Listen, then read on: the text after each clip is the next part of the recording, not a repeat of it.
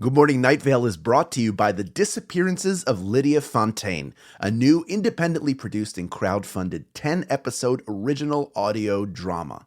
Set in a deceptively familiar world of electronic surveillance and machine-mediated communication, The Disappearances of Lydia Fontaine follows Lydia Ryan and her friends, lovelorn Ethan and wannabe internet sensation Dee, as they struggle to unravel the mystery of her mother's disappearance. Escape the sinister Fontaine family, and survive the feud over her grandfather's supernatural legacy. It weaves bitter family drama and high-stakes intrigue with fantasy and cyberpunk elements to create a surreal mystery about secrets and grudges, old books, big data, and the promise of infinite knowledge. And do not forget the talking birds. It's a full-cast production with original music and a bespoke soundscape presented through a series of found-footage-style surveillance recordings. And it's important to note, this show was made entirely without generative AI. Even the computers are voiced by human actors. Episodes are free, and you can start listening right now with the Season 1 finale due to come out on August 16th. For more information, go to lydiadisappears.com. and find The Disappearances of Lydia Fontaine wherever you get your podcasts and start listening from the beginning. Insurance isn't one size fits all, and shopping for it shouldn't feel like squeezing into something that just doesn't fit. That's why drivers have enjoyed Progressive's Name Your Price tool for years. With the Name Your Price tool, you tell them what you want to pay, and they show you options that fit your budget. Enough hunting for discounts, trying to calculate rates, and tinkering with coverages. Maybe you're picking out your very first policy, or maybe you're just looking for something that works better for you and your family. Either way, they make it simple to see your options. No guesswork, no surprises. Ready to see how easy and fun shopping for car insurance can be? Visit Progressive.com and give the Name Your Price tool a try. Take the stress out of shopping and find coverage that fits your life, on your terms. Progressive Casualty Insurance Company and Affiliates. Price and coverage match limited by state law. There is nothing under your bed, nothing in your closet, nothing waiting in the hall. You are surrounded by nothing. You cannot escape it. Good morning, Night Vale.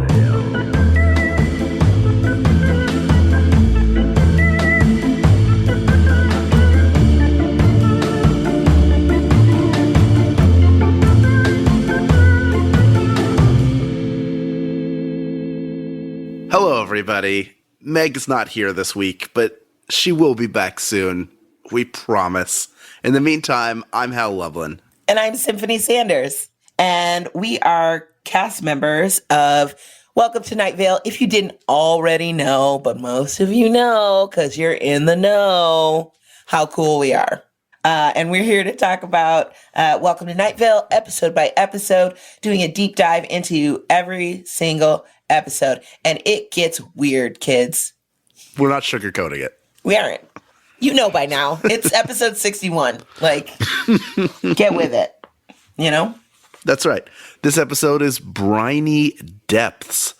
A vague yet menacing government agency needs a special message delivered. Plus, cooking stuff with Earl Harlan, a mysterious thank you card, and strange goings-on near the haunted baseball diamond. Let's talk about it. Briny Depths is hard to say. Briny Depths. Because the PTHS, that, like, do you just, like, go over it, skirt over it? Depths, Yeah. But then it sounds... Depths. Briny Depths. Depths. But then you start sounding like a kid who doesn't know how to talk, Yes, that's true. Yeah. You're doing raspberries all over the place. That's right. And that's not what this is about. Well, we do get a little fun play off of... I always love when this happened. When he goes, Briny Depths. Yes. Hey, Ven, can you do a fun, like, reverb sort of sound on that? Oh, yeah. And do it here, too. Briny Depths. Thank you. That's always fun. I mean, we had it with a similar... at the Brownstone Spire and things like that. So anytime that sort of thing happens, I feel like these last couple episodes, they've been really up on the sound, like the little sounds that are happening throughout the show. I love that. I think it's so funny. and such a weird thing that can make something just like set off a joke somehow. Yeah, I'm for sure into it. I'm way into it. I love and when he gives the mailing address Yes. for the studio, that's a great bit of sound design. Really, really Water. funny stuff. I was trying to identify the sounds too. I was like, okay, sounds like ocean sounds kind of. And then there was like 3 or 4 distinct like bells or something. I don't know. I just found it weird honking noises. Yeah, honking. That's what it was. And I just find that really cute. There were lots of little quirky things all throughout this episode. But let's go ahead and start at the beginning. Great place to start. First of all, the Vega Menacing Government Agency. I love when these overarching things like the city council or like a group. I think we had the psychiatry like a few episodes ago. These coalitions or whatever. They function sort of as one voice. Yes. You know, and this one's like, oh, it's for our birthday, when it's obvious that it's like to get a secret to aspire, activate aspire, whatever. It comes back to bite him in the tuchus, but if you ask me, but. That's a great runner throughout it is, oh, it's our friend's birthday. Right. And then it devolves just into millions of people have a birthday today. And I know you want to give them the best birthday ever. So just one more time, we put it on every single channel. And that sort of leads you to the big, not denouement, but the big crescendo of the episode. Mm-hmm. Is their attempt to get the message to this one person who's not listening because everybody's bad at their jobs in Night Vale. Right. But then it turns out that it's like everybody is some sort of like little spy. Right, because the Vega Menacing Government Agency is so bad at their job, they gave everybody the exact same activation code. I know, so dumb. And then put it out for everybody. Because I think initially it's like, hey, we have one person who is listening to this broadcast in particular. So we're going to do it for them. If they weren't listening, can you do it again? And you know what? Just to be sure, we'll put it everywhere because they're not thinking about it. Also, this entire time, they're like, oh, it's not really a code for anything. It's just, you know, my friend's birthday, and we want you to say this thing. First of all, when people as fans ask you to say something, is that cool with you? Yeah. I don't know. I don't like to record a bunch of stuff. I mean, if it's at a con and I'm tabling, that's one thing.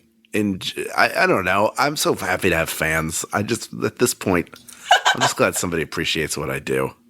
Oh, we all appreciate you, Hal. I mean, I appreciate that. I appreciate that appreciation.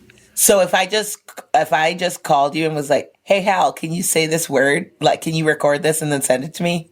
For you, of course. For my birthday. Yeah, of course. It's like, Briny Depths. Every birthday now, I'm going to ask you to do something special. No problem. Great. Anything. You heard it here, folks. So, of course, we have a little Hiram and the Faceless Old Woman are quickly in the beginning. But then, you know, they're just being creeps. Like, why are they just being creeps? We don't know. I mean, they say they're not planning anything, but they probably are.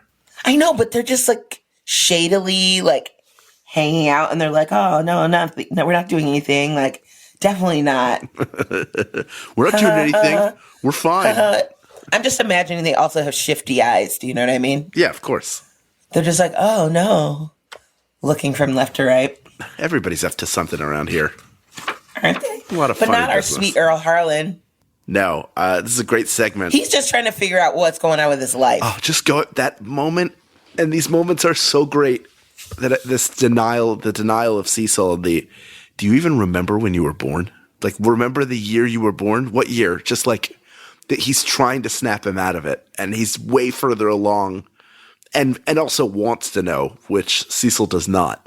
Right. This idea of just, what year were you born? Just think about it. He's trying to like trigger and get him going. And then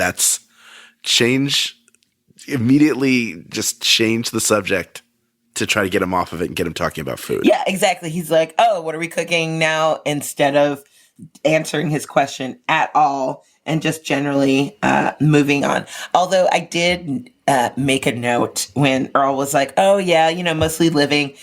I don't remember going from 19 to being middle-aged as I am now as 19 for so long. I wrote, he's stuck on that.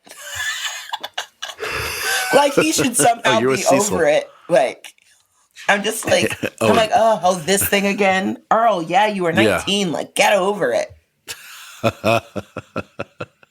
Weren't we all 19 for a really long time? Felt like it. I was 19 for 365 days. These motherfuckers were 19 for years. Yeah. With a Z. 19 wouldn't be a great year because you don't have any, like, abilities to do anything. Abilities? Yeah, I didn't develop my ability to fly yet. Yeah. Yeah, my superpower. I didn't develop my abilities until way later. I don't know. You don't know what you're doing at 19. Most people don't. No. I was just a silly dummy. But I'm sure people now are much more sophisticated. But I feel like I've always been a late bloomer, though. I felt like I was still very childish and, like, didn't really have... It helps keep me young to this day, but I don't know. I just feel like I've always been behind. Right. Like, when everybody else was, like, trying to be so adult, I was still like, let's play with Barbies. So that in that way, I do feel like I was 19 forever, like, for a while. That's true. Look, I'm still 12 if that's the case. That's okay. I don't mind it. 12 on the inside. That's right. Still laughing at fart jokes. Me, every day.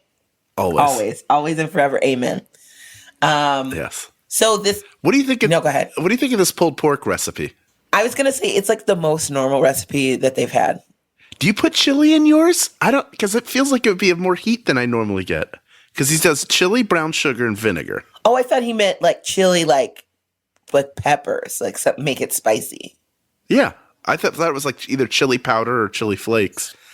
I mean, I guess if you want to make it spicy, like that's. But I mean, of the things that he's talked about or they've talked about True. Having recipes of, like this is the least dangerous or disgusting. Like that's fair. And even though they talk about the whole killing a pig thing, I don't know what it doesn't bother me. I'm only vegetarian for my occasionally for my health, but I love meat. I do too. I'm not afraid of like knowing where my meat came from, how it was processed or made. So I guess it didn't really bother me. I could see how it would be gross though, like talking about dismembering a pig and killing it and all that stuff and the pain and stuff like that. But I'd kill a lot of things to eat them. That's true. It is true. I want to hit on something Earl says at the end here. When Cecil talks about how difficult it is not being in the same place as Carlos. Mm-hmm. When he says, we have someone special enough to merit special effort. He says, that's what we do when we have someone special enough to merit special effort. Mm. And that applies not only to distance, but just a lot of different aspects of life.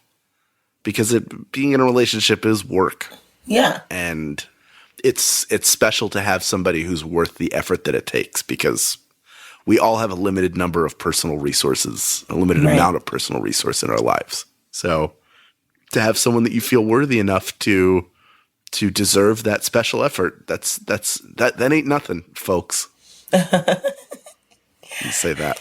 It is. I mean, I think it is a very special thing to have someone to like have the desire. Because there's lots of people that you're like, oh, I could, make an effort. You make an effort to see them, make an effort to do stuff. But like having a very special person that you're like, I'm really going to go like out of my way, I'll inconvenience myself to spend time with you. Right. Is huge. And that's all I want. I'm a Libra. I'm meant to love. Oh. I was just thinking about that the other day. Because I've mainly been in long-term relationships. So it's been interesting being single for a while. And sometimes it makes me sad, but then that I don't have that sort of special relationship. And I think that's why people continue to try and get into relationships, right? Sure. Because they're looking for that person, right, to make them feel special, to do special things for and with. But I think we can find those type of relationships in all sorts of things, like really good chosen family, friends. You can have really intense relationships in that way as well. But it's a little different when it's someone you love. Yes, absolutely. Do you think it's funny that he doesn't know his son's name? I mean, yeah, he's living such a tortured existence. He doesn't remember anything. He's been thrust into this adult life where he's working, and the kid obviously like lives with him and stuff. Has he not thought to ask the kid's name? Like, I think I don't, maybe there's no capacity to even know it. Maybe it's unknowable to him. And the embarrassment of like, do I ask my son? Or it's like every day I wake up and I'm in this life and I don't remember any of this. I don't know who this is. I don't know. I think I'd be pretty good at figuring stuff out like that because at least with kids, they tend to have their name written on stuff. Do you know what I mean? Like on folders or their homework or. Well, how old do you think his son is? Yeah. I thought he was like 7 or 8 or something. See, in my brain, his son is 19. Oh shit! Really? Yeah, he's got like a really he's like, oh, hold on, like an adult son. Yeah, he's got a full ass adult son that he's got to deal with. Maybe that's a little funnier. That's the world I want to live in. Because I mean, I feel like if it was like a younger kid, yeah, wouldn't you take him to school or whatever? Doesn't a teacher talk to you and they're like, oh, James is doing really well? Yeah. Right? Yeah, absolutely. They're not just like you. Oh, who are you? Well, if your kid is 19, you don't have those conferences anymore. No, you don't. See? You're just in the house, and this grown ass man comes downstairs, and you're like, and it's like, hey, Dad.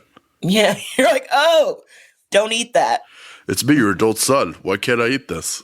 I'm hungry. Because it's mainly cloves or whatever. Mainly cloves.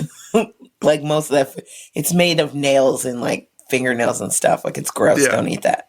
Yeah, but this pulled pork is good. A little spicy, but good. It can't be too spicy though. It sounds great. I'd love to. I want like a spicy. I pulled pork the other day in Pensacola, Florida. I was there for Pensacon. Yes.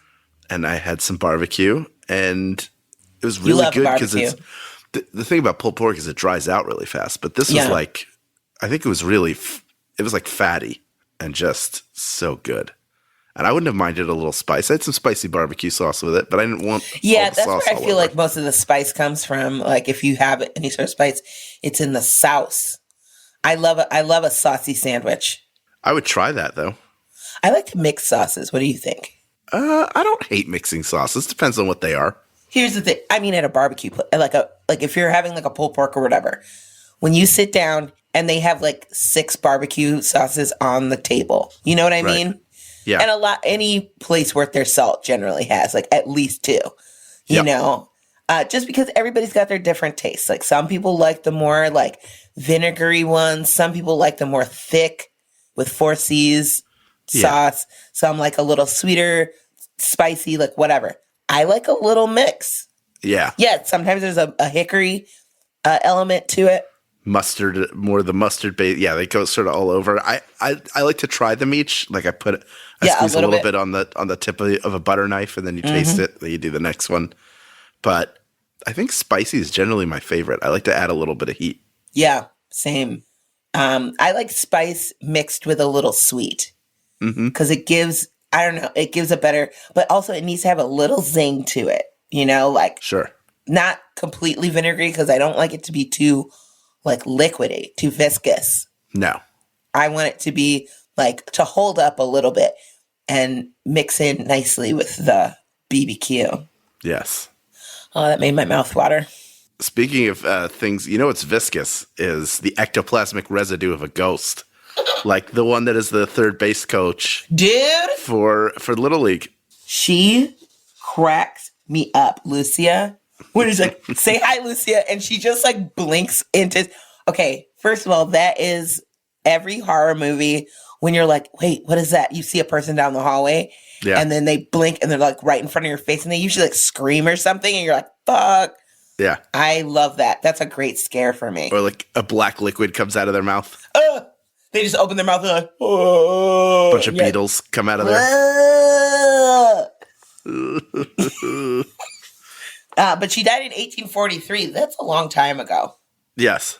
Yes, it is. She old. She real old. Or she died young. Her ghost is old. she's a young woman. She's a young woman. She's a young Victorian woman. But she's old. Well, not Victorian. 1843 is not Victorian. It's too early to be Victorian, right? No, too late. Too late? I thought the Victorian era was more like Hold on. latter 19th century. I don't know. I'm going to look it up right now. But either way, she creepy. When was the Victorian era? Victorian era was 1837 to 1901. So this was Victorian. Oh, that's true. Yeah, the early Victorian era ghost. Yeah. Boy, that covers a large amount of that century. Yeah. Queen Victoria lived a long time. Yeah, because she was little. She was tiny. She was small. Very, very small. She was a little lady. Yeah. I like to think that I'm of similar stature, although I think she was like more like 4'11" or something. Right. You're taller. Yeah, I'm taller than Queen Victoria, so that says something. You have that. I have that on her. But I feel like people who are, if you look at her stuff back in the day, people were like a little bit smaller, but like people who were big didn't live as long. Right. Do you know what I mean? It was little people, little world.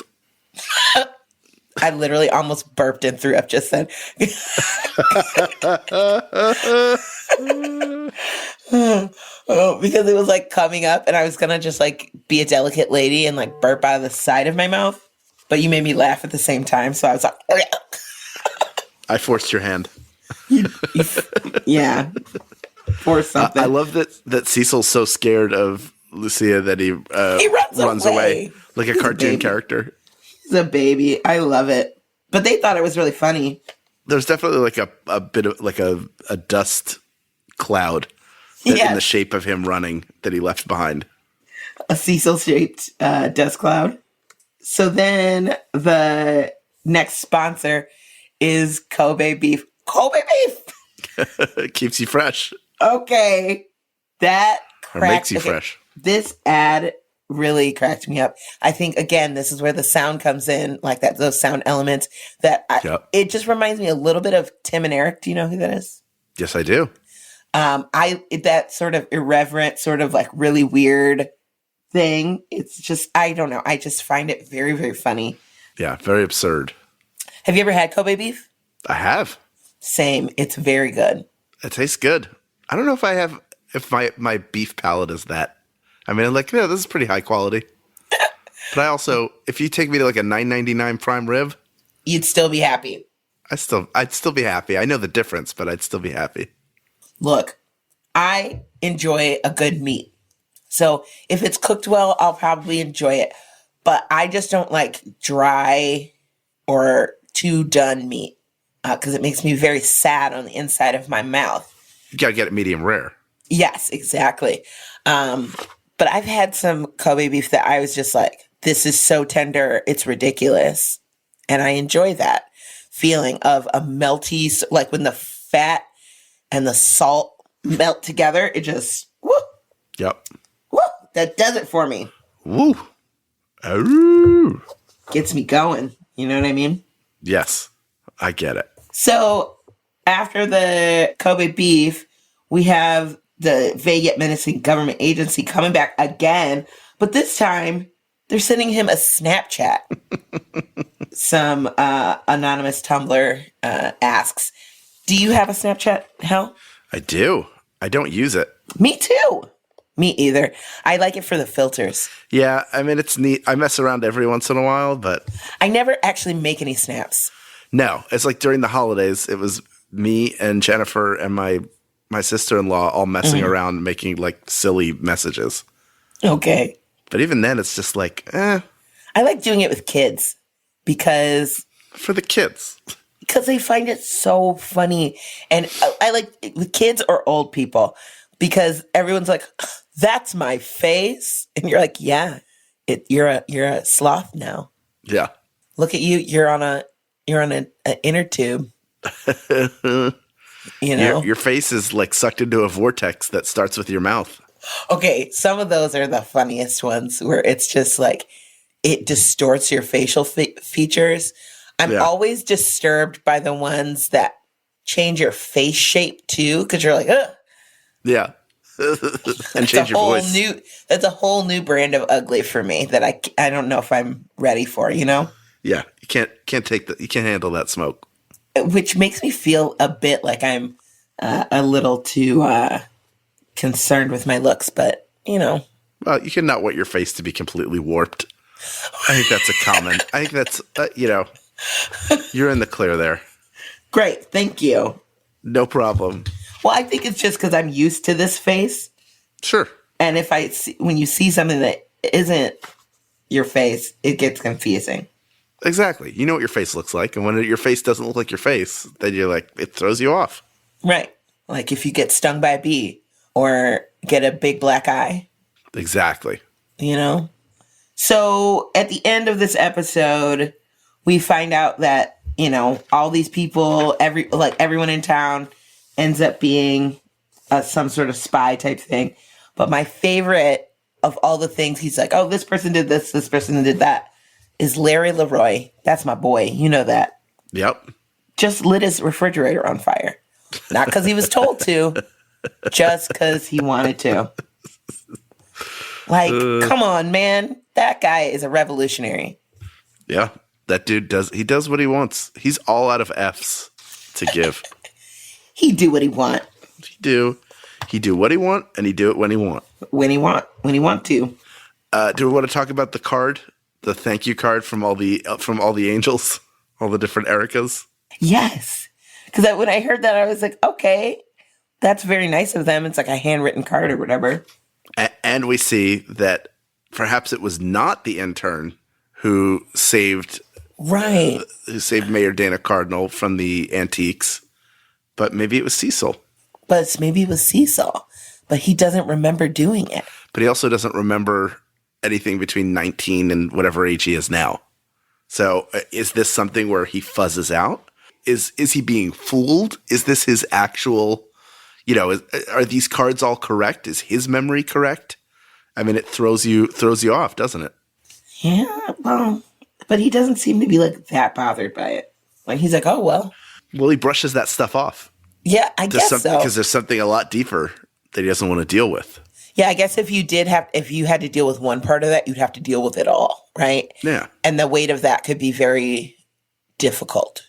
Exactly. Cecil. Cecil, there's gonna be a reckoning at some point. I know. He really needs to look at the man in the mirror, come to grips. And he doesn't have Carlos. Do you think maybe he keeps going into fugue states because Carlos isn't there, and he's like so emotionally? There's no way for him to explain it. It's a mystery for another day. This episode's weather was The Bends by Doomtree. Love Doomtree. We love you, Doomtree. Oh yeah, Doomtree bangarang. I'm just gonna say it. I mean, we've already talked about our love of Dessa and things like this. But before I realized like who this was, I was like, is this Doomtree? I've been to enough shows and concerts I think I can recognize at this point. Also, this song is another friggin' banger. I love this song. I love how heavy and like epic sounding the music was. Yeah. And then the lyrics on top just really set this mother off. I mean, it's Doomtree, right? Right. So you can't really go wrong with that, I think. Doomtree, we salute you. With the cool kind of W thing that you guys do. Stay right there. Good Morning Night Vale will return after a brief break.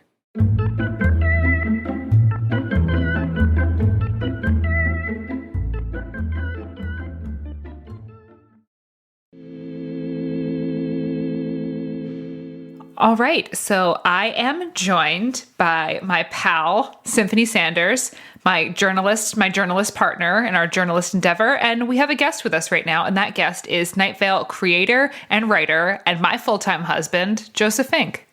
Hi, it's me. Woohoo! The real you. The real Joseph Fink. It is the real me. this time.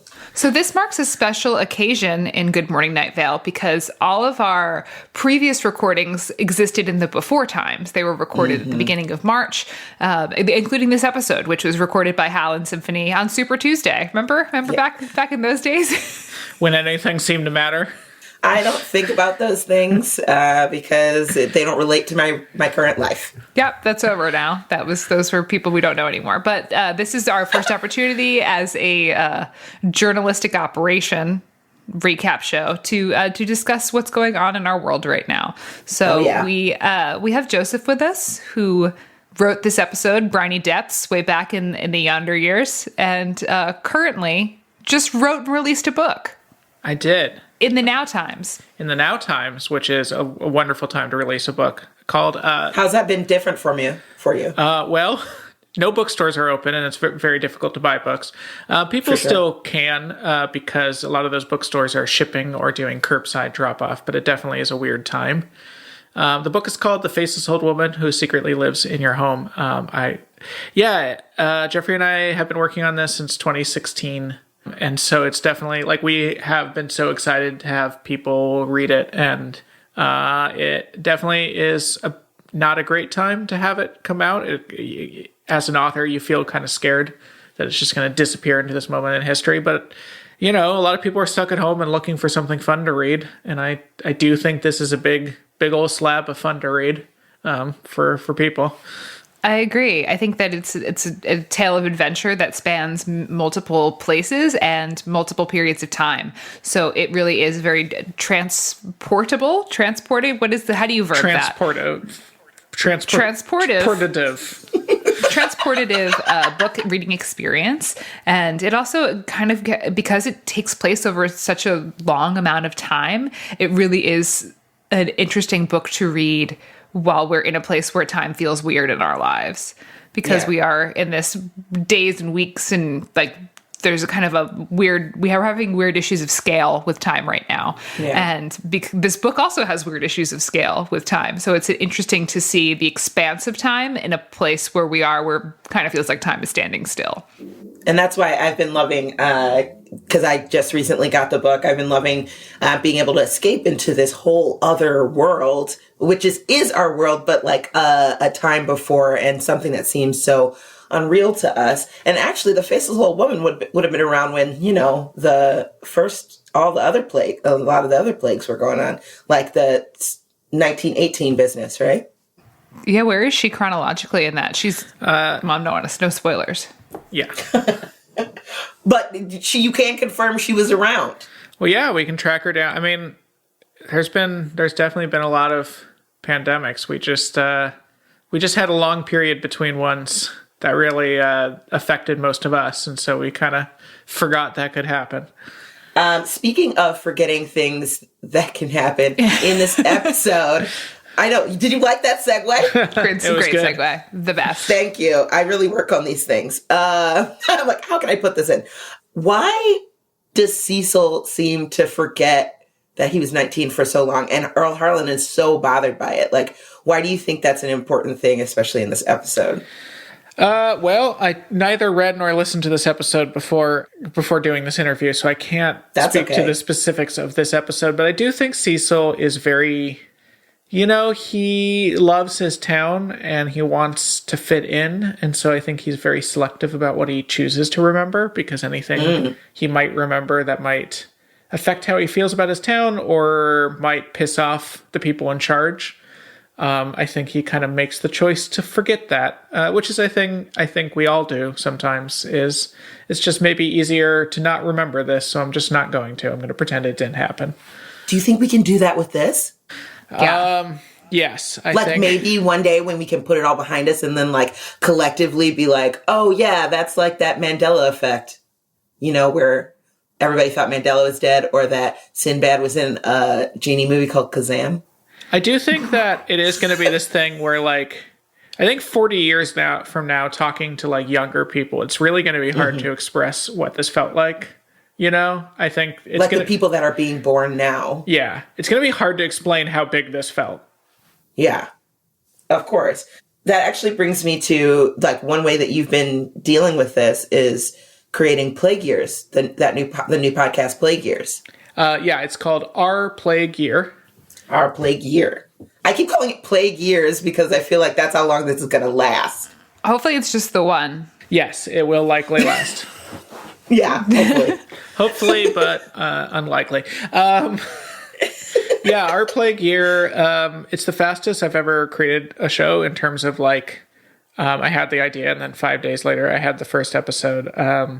It's just sort of, it's a lot of different writers, but also just people calling in, documenting this year together, covering both, big things. We've had calls in from nurses and EMTs and people like that, but just also the small little details of life right now.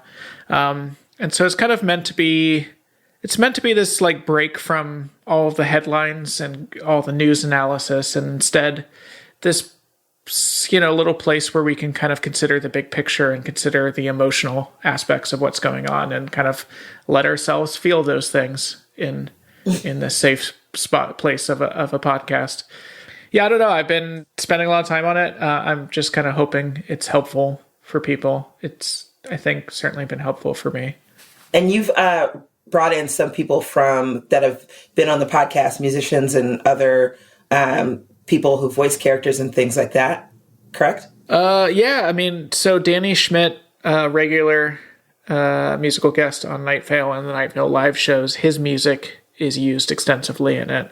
He has kind of two songs, This Too Shall Pass and Company of Friends, both of which felt very of the moment, because one is talking about how, even the worst of moments, this too shall pass, and then the other is talking about the importance of other people and of kind of the people you gather around you, which is a really big part of what's going on, is struggling with the disconnect we all feel.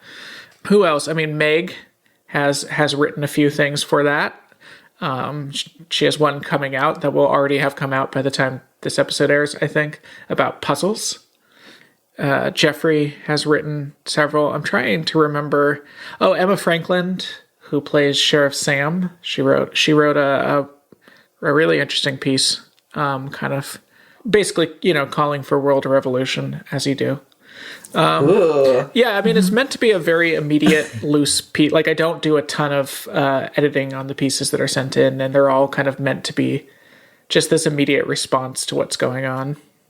Yeah, I really marvel at the way that it creates a community, because we have the headlines, and the stories that we're hearing in the media are stories of kind of trauma and pain, and also of like great uplift and like, serious people coming together as a community to help each other out. That's really cool. But also there's so much interesting in just how our lives the mundanity of our lives has changed, and how fascinating that is, because it is so other from the world we were living in even 2 months ago.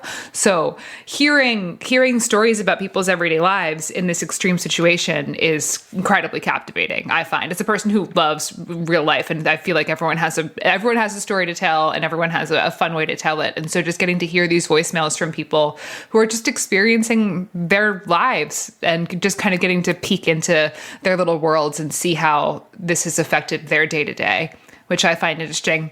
I also find it a little bit like Night Vale, because Night Vale it's stories from a community. And so we hear about Symphony's favorite Larry Leroy out on the edge of town, and we have these kind of characters, and we get to hear their sort of experiences with the big bad every week. We hear from Trish Hidge, and we hear from the softball coach, and like we hear their little bits of it, kind of in a similar way. So, well, yeah, I'm blathering, but a lot of people say that like right now it's kind of the real world feels a little bit like Night Vale, and Plague Year kind of feels a little bit like a nonfiction Night Vale that's existing. I mean, I think a lot of what I do is based on just a fundamental interest in people. And so I think both Night Vale and this is similarly based in, with Night Vale, the town, I kind of want to hear from everyone, because I just start getting interested in who they are and what they think of things. And similarly with Our Plague Year, once you put out that call, you start getting such interesting points of view from, again, people who are really in the thick of it and have really hard but important stories to tell, and then other people who are just starting to resent their bread starter because it, requires something from them every day. And so it's just such a broad range of experiences, and it's really interesting to me. We'd love to hear from more bored teens. So if you're a bored teen who is currently listening to this podcast, please call in to the Our Play Gear call line to let us know. Yeah, I want to know, what are bored teens doing these days? They're all on TikTok. I'm telling you, we should connect with some TikTokers. You know what? I'm going to make a TikTok and I'm going to be like, hey, what are you doing? If I show up on your For You page, submit to Our Play Gear. What do you think about that? And then they're going to come pouring in. Gen Z, millennials. Although there's lots of people, lots of different types of people. I love the old people on TikTok personally. Yeah. Because they're the funniest. Joseph, one of the things that you have talked about while working on Play Gear is it's a lot to carry emotionally to listen to all of these stories, some of which are really traumatic and upsetting, and there's no way for you to help other than to just edit them into a podcast and hope that it helps people. And it's like kind of this, it's a lot to carry in the creation of that. I'm wondering if you're finding any similarities between that weight and then also the weight of being the creator of something that is so important to so many people as far as Night Vale is concerned. Yeah, I think it's a similar thing of I try to only consider that in the retrospect, especially with Night Vale. It feels really good that it's been important to people, but when I'm actually making it, I try not to think about anyone else. I try to just kind of keep making stuff that seems interesting to me. And with Our Play Gear, obviously it's harder to do that because I'm dealing with real people's stories, but I try to just kind of keep the producer and editor's point of view while I'm working on it to kind of make the best thing I can while I'm working on it, and just try to do a balance of shorter stories and longer stories and heavier stuff and lighter stuff, and just try to think through that. And it's not until afterwards that I can kind of start to consider the bigger picture of all of these people reaching out to the show. This, I find this very interesting, and I'm so excited that you've been able to create something and to be able to share other people's stories through this super difficult time. Like, how did you break through I don't know, sometimes there's this malaise. I don't know if you guys have experienced it during this time. I know the eyes grow large. This malaise during this time, and you're like, well, I can't create something. Like, how did you break through that and just go, I feel like this needs to be told, and put that out there? Yeah, I mean, in general, I feel better when I'm working. So there's that, having a project is helpful to me because otherwise I just drift. But also, having a lot of different stuff. So, I have novel deadlines or whatever, and that's a lot of writing and editing. And sometimes when my brain doesn't feel up to that, I can just start going through the voicemail box and kind of categorizing and filing those, or I can start editing together an episode. And it's such different work, editing together an episode, especially once you've collected all the material, is ultimately very just technical, just getting the sound levels right and figuring out the pacing and the timing of the music and stuff. And so that it's nice to have that range of stuff to do. So when I'm feeling up to it, I can write. And if I'm not feeling up to it, I can sound edit Our Play Gear. And it all feels useful, but it kind of varies depending on how well my brain is working. Well, I guess that probably you have to tap into different areas of your brain, right?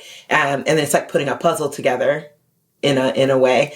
I know people who listen to the show love it. And I've seen a lot of the comments and tweets that it really helps people. So thanks for even delving into that and being able to create something that can help so many people not only have a voice, but listen to other people to know that they're not alone. Awesome. Thanks for having me on. Awesome. Thank you so much for joining us, Joseph. I know that you're busy right now doing book promotions. Joseph is on, check with your local bookstore and see if you can see Joseph and Jeffrey on a live stream, and check the Twitter and the Night Vale website to see if you can catch any of their book events. We're doing one almost every night for the next 3 weeks, so you can probably catch us somewhere. If you want to hear a more in-depth discussion with Joseph and Jeffrey and celebrate their new book, Faceless Old Woman, you can do that. Just check out information on Night Vale's website and on the Night Vale Twitter.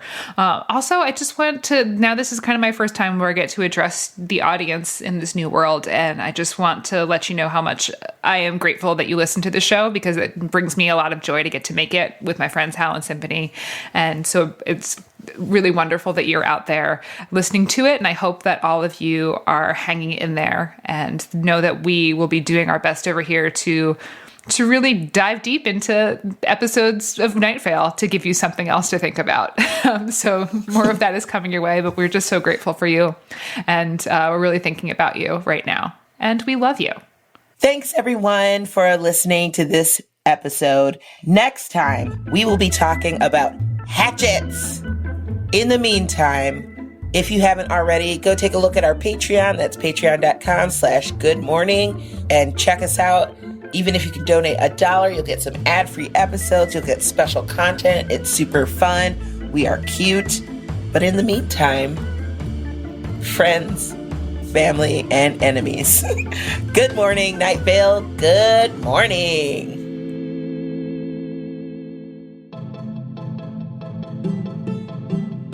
Good Morning Night Vale is a Night Vale Presents production. It is hosted by Symphony Sanders, Hal Lublin, and Meg Bashwiner.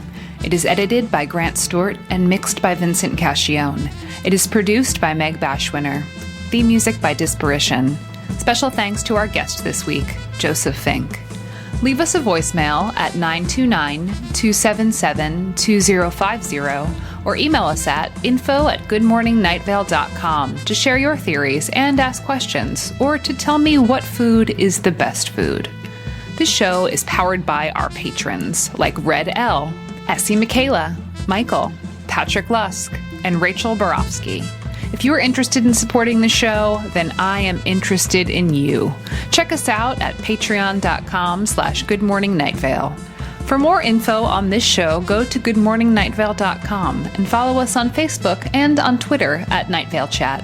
Special thanks to Joella Knapp, Jeffrey Craner, and Joseph Fink. Today's adverb is honestly. Today's adverb is dishonestly. Follow the money. You decide.